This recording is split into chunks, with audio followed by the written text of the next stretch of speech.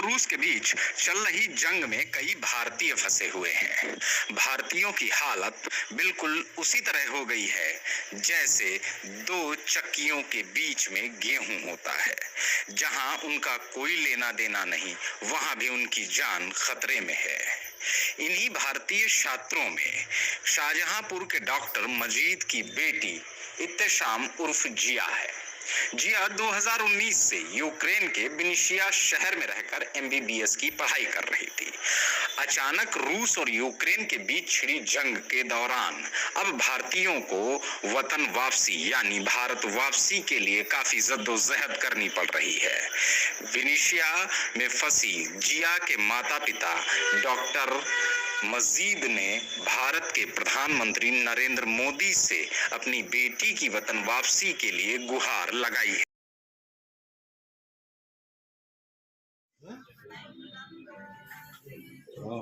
घबराओ नहीं बेटा, घबराने की कोई बात नहीं है। अच्छा,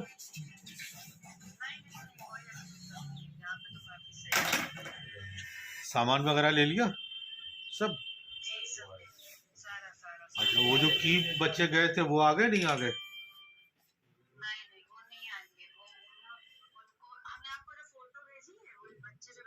हाँ,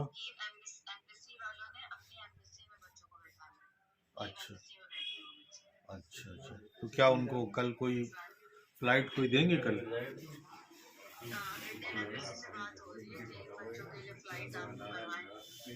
अच्छा अच्छा। और बाकी रोड पे निकलने दे रहे हैं नहीं निकलने दे रहे हैं?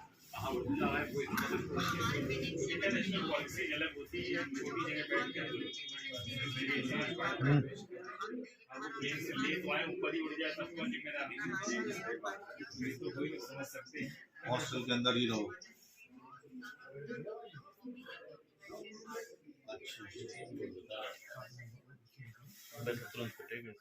डॉक्टर अब्दुल मजीद ख़ान हैं। मेरी बेटी इब्तिसाम उर्फ ज़िया 2019 से यूक्रेन के शहर विनिसिया में पढ़ रही है। MBBS की पढ़ाई करने गई थी।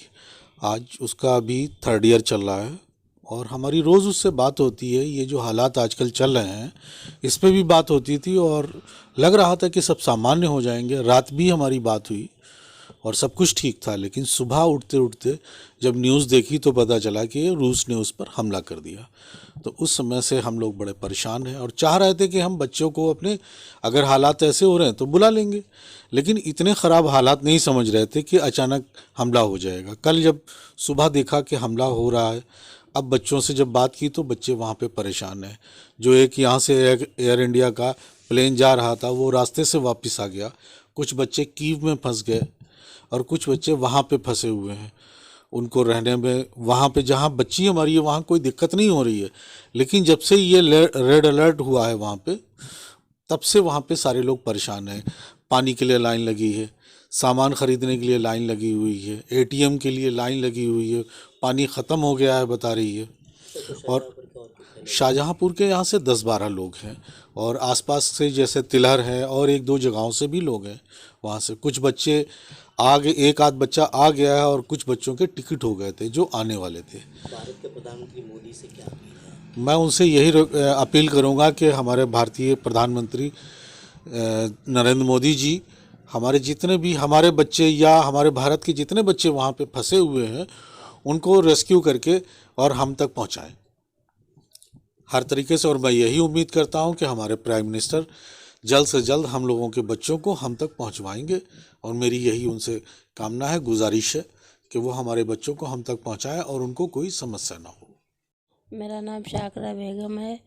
मेरी बेटी का नाम इब्तिसाम उर्फ ज़िया है और 19 से वहाँ पर विनिसिया में ही MBBS करने के लिए गई है और हमारी उससे रोज़ बात हो रही थी और मेरी कल भी बात हुई। बोली नहीं मम्मी कोई परेशानी नहीं है और हम लोग यहाँ पर सही हैं।